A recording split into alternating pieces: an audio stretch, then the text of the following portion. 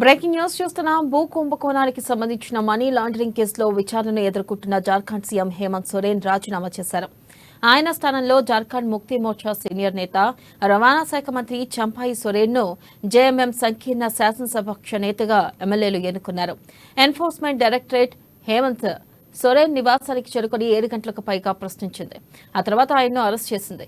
విచారణ, అరెస్టు నేపథ్యంలో రాంచీలో కట్టుదిట్టమైన భద్రతా ఏర్పాట్లు చేశారు. ఇక హేమంత్ అరెస్టుకు నిరసనగా ఇవాళ జార్ఖండ్ బంద్కు పిలుపునిచ్చారు.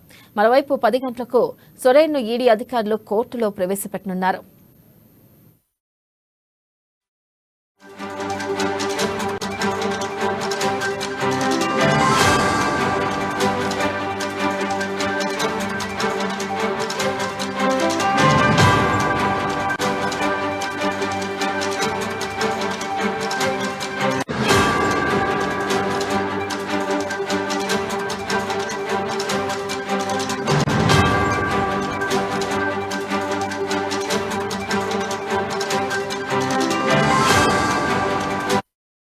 బ్రేకింగ్ న్యూస్ చూస్తున్నాం. భూ కుంభకోణానికి సంబంధించిన మనీ లాండరింగ్ కేసులో విచారణను ఎదుర్కొంటున్న జార్ఖండ్ సీఎం హేమంత్ సోరెన్ రాజీనామా చేశారు.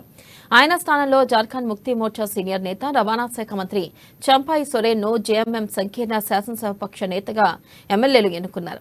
ఎన్ఫోర్స్మెంట్ డైరెక్టరేట్ హేమంత్ సోరెన్ నివాసానికి చేరుకుని 7 గంటలకు పైగా ప్రశ్నించింది. ఆ తర్వాత ఆయన్ను అరెస్ట్ చేసింది. విచారణ, అరెస్టు నేపథ్యంలో రాంచీలో కట్టుదిట్టమైన భద్రతా ఏర్పాట్లు చేశారు. ఇక హేమంత్ అరెస్టుకు నిరసనగా ఇవాళ జార్ఖండ్ బంద్కు పిలుపునిచ్చారు. మరోవైపు 10 గంటలకు సోరెన్ ను ఈడీ అధికారులు కోర్టులో ప్రవేశపెట్టనున్నారు.